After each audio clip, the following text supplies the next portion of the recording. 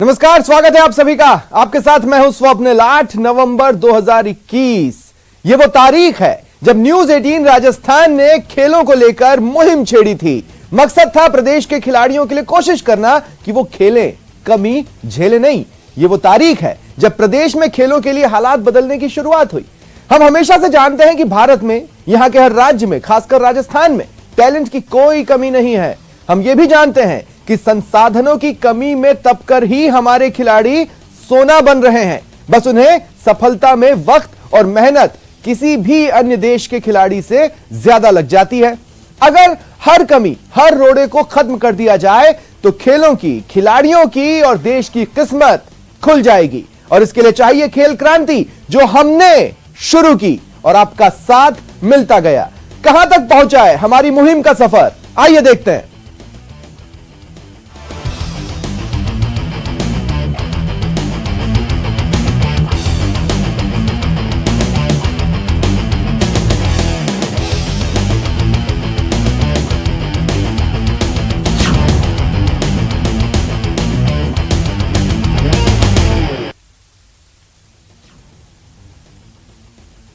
ग्रामीण ओलंपिक के प्रति प्रदेशवासियों ने जबरदस्त रुचि दिखाई है। 26 लाख खिलाड़ियों ने रजिस्ट्रेशन कराया है, लेकिन आयोजन की तारीख पर संशय बरकरार है।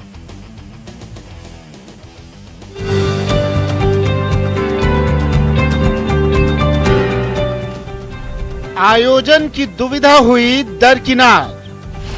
ग्रामीण ओलंपिक का सपना जल्द होगा साकार। बस फाइनल तिथि का है इंतजार। गांव ढाणी में छिपी खेल प्रतिभाओं को तलाशने संवारने के लिए, खेल जगत में राजस्थान को अव्वल बनाने के लिए चलाई जा रही सरकार की मुहिम मंजिल की ओर बढ़ रही है। ग्रामीण ओलंपिक के लिए आवेदन की प्रक्रिया पूरी हो गई है। प्रदेश के 46,319 गांवों से खिलाड़ियों ने आवेदन किया है। 26 लाख आवेदन से खेल विभाग संतुष्ट है। सर्वाधिक आवेदन नागौर जिले से आए हैं। खेल विभाग का मानना है कि इतनी बड़ी संख्या में आज तक कोई प्रतियोगिता आयोजित नहीं की गई थी और इन्होंने 26 लाख लोगों ने रजिस्ट्रेशन कर दिया और सबसे ज़्यादा रजिस्ट्रेशन हमारे नागौर जिले ने किया है, जिसमें लगभग 2 लाख और 21,000 लोगों ने रजिस्ट्रेशन किया है। और पूरे राज्य के अंदर सभी एज ग्रुपों में, चाहे वो 18 साल का बच्चा हो, चाहे 60 साल का नागरिक हो, सब में बड़ा उत्साह है खेलों के प्रति। और ये हमारे खेल मंत्री और आदरणीय मुख्यमंत्री अशोक गहलोत साहब का सपना है कि हर घर के अंदर खिलाड़ी खेलों से जुड़े और खेलों में राजस्थान अव्वल रहे और आगे आने वाले ओलंपिक, एशियाई खेलों में राजस्थान के खिलाड़ी मेडल लें और ज्यादा से ज्यादा भाग लें। ग्रामीण ओलंपिक खेल आयोजन की तिथि को लेकर असमंजस की स्थिति बनी हुई है, क्योंकि कोविड के बढ़ते मामलों ने एक बार फिर से राज्य सरकार की चिंता बढ़ा दी है। ऐसे में लाखों खिलाड़ियों के इस इवेंट में खेल परिषद भी कोई रिस्क नहीं लेना चाहता, लिहाजा सीएम की अनुमति का इंतजार है। रजिस्ट्रेशन ग्रामीण खेलों के लिए हमारे पास में हो चुका है। अब उसकी डेट बहुत जल्दी आप लोगों के सामने आ जाएगी और बाकी सारी तैयारियां शुरू हो चुकी हैं। Kabaddi, tennis ball, cricket, volleyball, hockey, kho kho जैसे 6 खेलों के लिए खेल विभाग को 40 करोड़ रुपए का बजट दिया गया है। लिहाजा ग्रामीण ओलंपिक के लिए खेल विभाग अपनी तैयारियों में जुट गया है।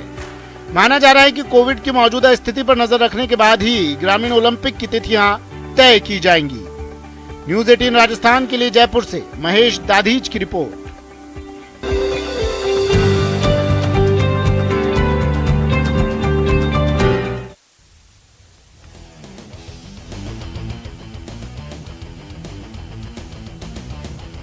मरुधरा की खेल प्रतिभाओं को ग्रामीण स्तर पर तलाशने के लिए राजस्थान सरकार अब तक का सबसे बड़ा टैलेंट हंट करने जा रही है। इसका नाम रखा गया है ग्रामीण ओलंपिक खेल। इस हंट में श्री गंगानगर ने पूरा जोर लगा दिया है। यह रिपोर्ट देखिए।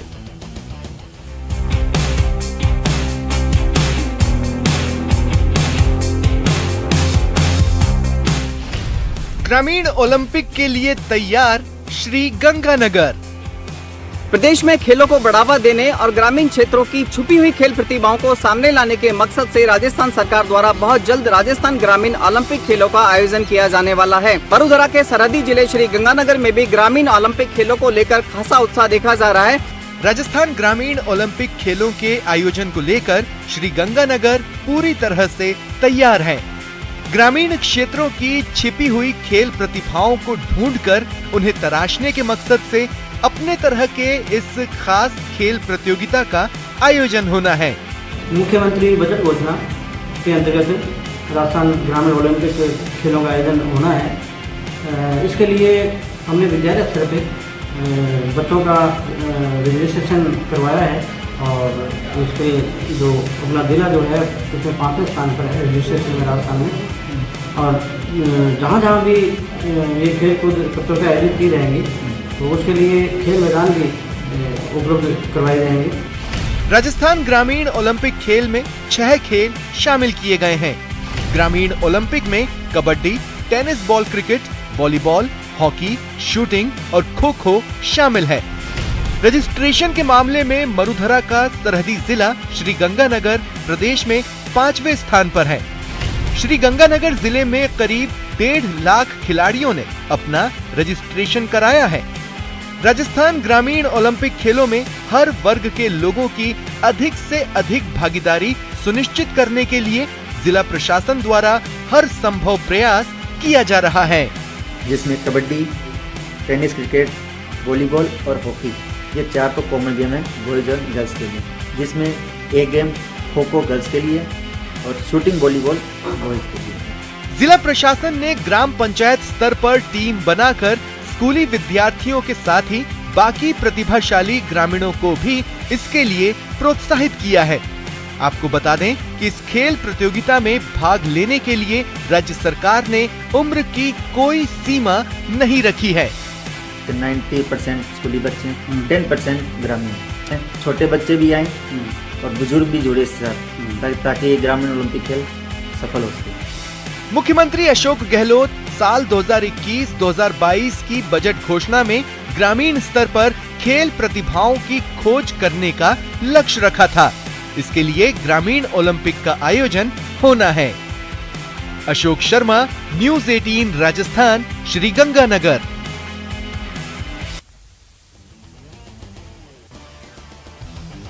मार्शल आर्ट रोजगार का एक बेहतर विकल्प साबित हो रहा है। सेना, पुलिस, सुरक्षा एजेंसियों में भी मार्शल आर्ट जानने वालों को तरजीह मिलती है। लेकिन मार्शल आर्ट के एक फॉर्म मुआय थाई में मरुधरा के लाल जो कमाल कर रहे हैं उससे खेल प्रेमियों में खासा उत्साह है।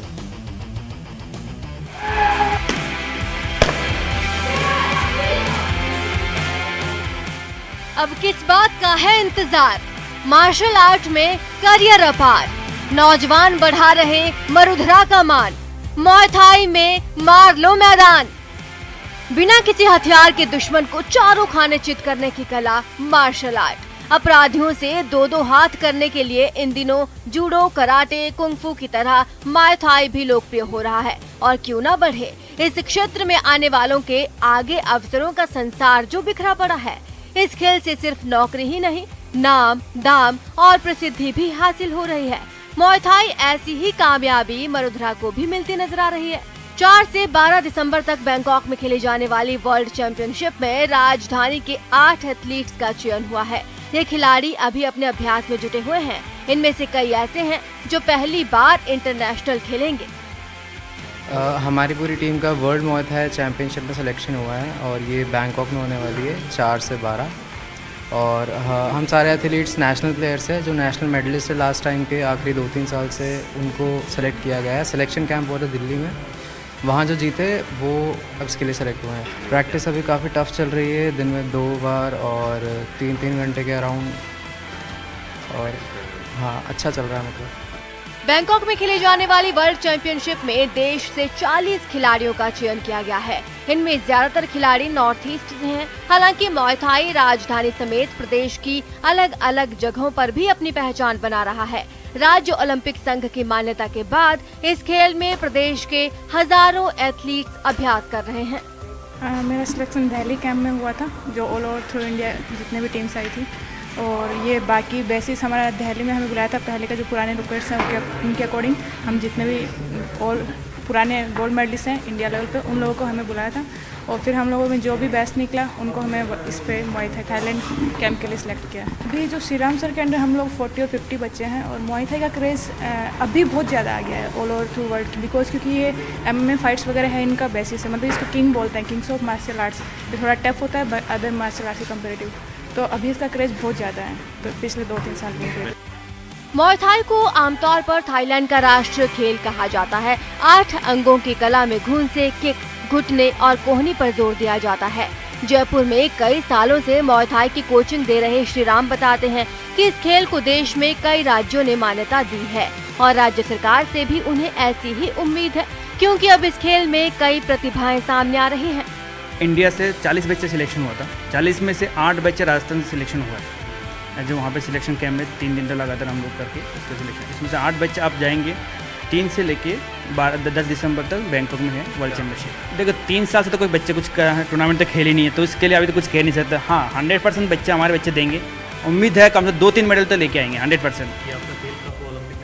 ये पिछले साल ही जो अभी ओलंपिक के टोक्यो ओलंपिक हुआ था इस साल ही और 2020 की मतलब 21 में और 2020 नाम थे और टोक्यो ओलंपिक में ये लोग घोषणा किया इसको एज ए।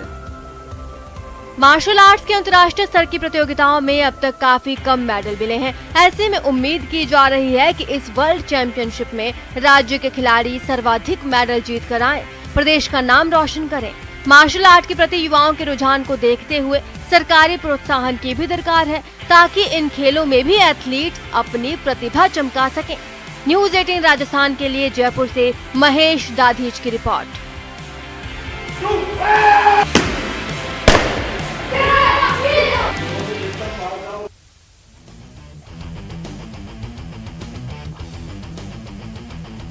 श्री गंगानगर के महाराजा गंगा सिंह स्टेडियम में तीरंदाजी रेंज खिलाड़ियों से गुलजार है। पिछले 4 महीनों में ही तीरंदाजी रेंज में खिलाड़ियों की संख्या में लगातार इजाफा हो रहा है। खिलाड़ियों की संख्या में इजाफा क्यों हो रहा है, जान लीजिए।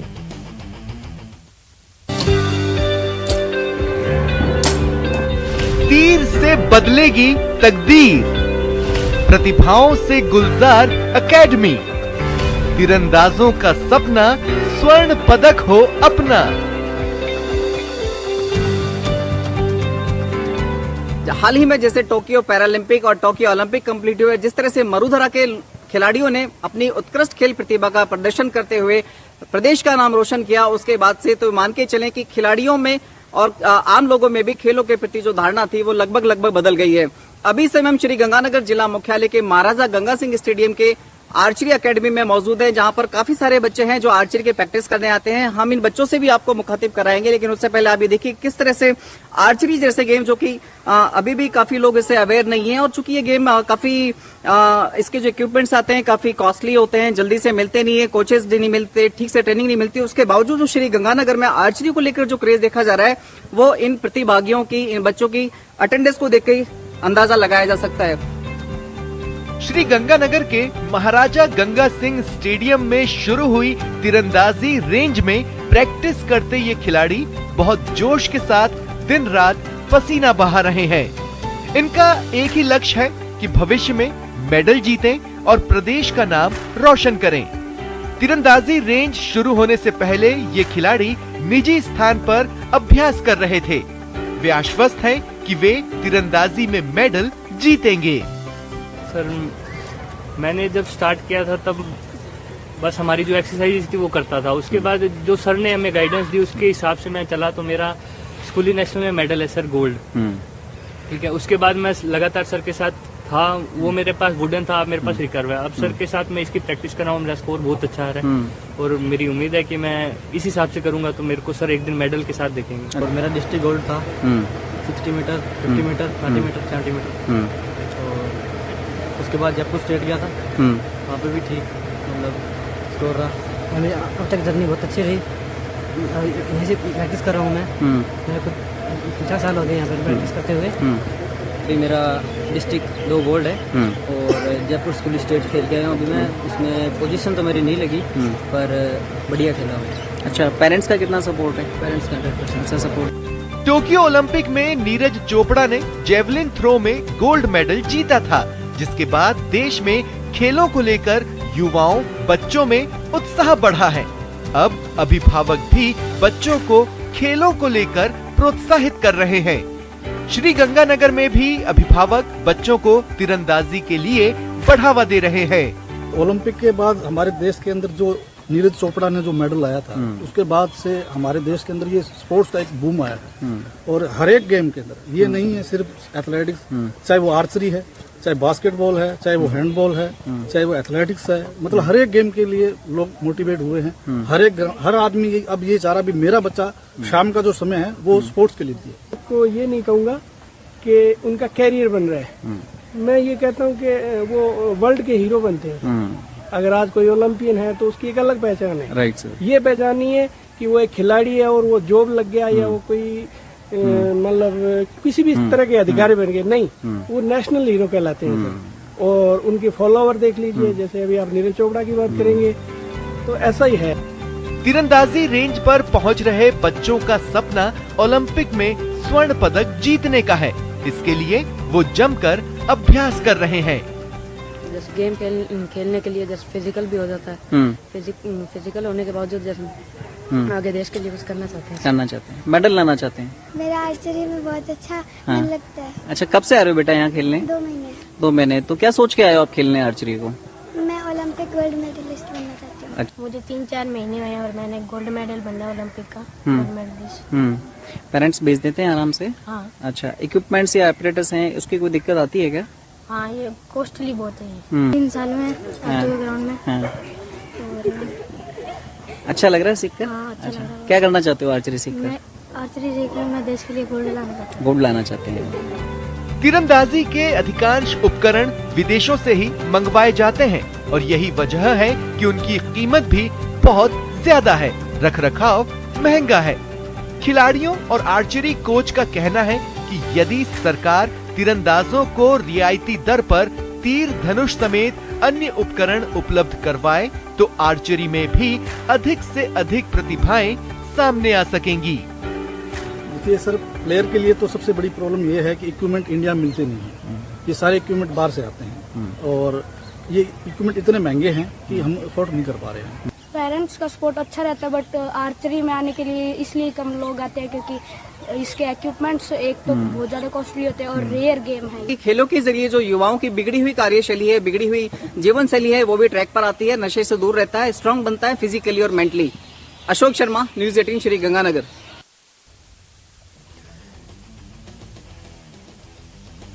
बांसवाड़ा में हैंडबॉल का क्रेज आदिवासी क्षेत्रों में जबरदस्त दिख रहा है। युवा अपने खेल का जलवा दिखाने के लिए नए गुर सीख रहे हैं। वागड़ का मान बढ़ाने को लेकर युवा दिन रात मैदान में पसीना बहा रहे हैं। उम्मीद है यहां से प्रदेश को जल्द बेहतरीन खिलाड़ी मिलेंगे। हैंडबॉल के हुनरमंद, हैंडबॉल का हब बांसवाड़ा। घर घर तैयार होते हैं खिलाड़ी, बच्चे बच्चे में है हैंडबॉल का जुनून। खेल से बदल रहे तकदीर, नाम कर रहे रोशन। बांसवाड़ा जनजाति बाहुल्य टीएसपी क्षेत्र में अब हैंडबॉल खेल के प्रति युवाओं में बढ़ चढ़कर हिस्सा लेने और वागड़ का मान बढ़ाने को लेकर युवा दिन रात मैदान में पसीना बहाते हैं। हैंडबॉल संरक्षक राजेंद्र जोशी ने बताया, युवा अपने हुनर का जलवा दिखाने के लिए कोच रोज एक नए गुण सीखने के लिए मैदान में कोच के साथ एक अच्छे प्लेयर बनने के लिए महत्वपूर्ण गुण हासिल करने में जुटे हैं। मैं ये गेम 7th क्लास से खेल रहा हूँ। मतलब आज मुझे ये गेम खेलते हुए 6 साल हो गए हैं और यहाँ की फैसिलिटी भी बहुत अच्छे है। हमारे सर हमारे को पूरा सपोर्ट कर रहे हैं। डेली हमसे पहले हमारे सर आ जाते हैं और यहाँ के सारी जो भी चीज़ की ज़रूरत होती है वो सब हमारी पूरी हो रही है और सर हमारे को पूरा सपोर्ट कर रहे हैं। और जब मैंने खेलना चालू करा था तो शुरुआत में मेरे को कठिनाई आई थी, पर हमारे सर के सपोर्ट और उनकी मेहनत की वजह से आज मैं सही खेल पा रहा हूँ और मैं नेशनल लेवल तक खेला हुआ हूँ।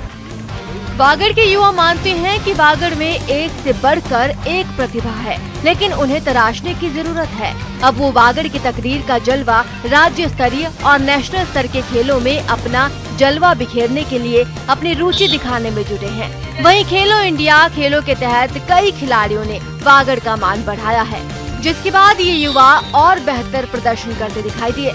बच्चों में अब खेल की भावना खुलकर सामने आ रही है। युवाओं ने बताया कि वो इस मैदान में जब खेलते हैं तो उन्हें लगता है कि हम पर राष्ट्रीय स्तर के मैदान पर खेल रहे हैं और उनके सीने में वो खेल के जज्बात अपने आप उभर कर आ रहे हैं।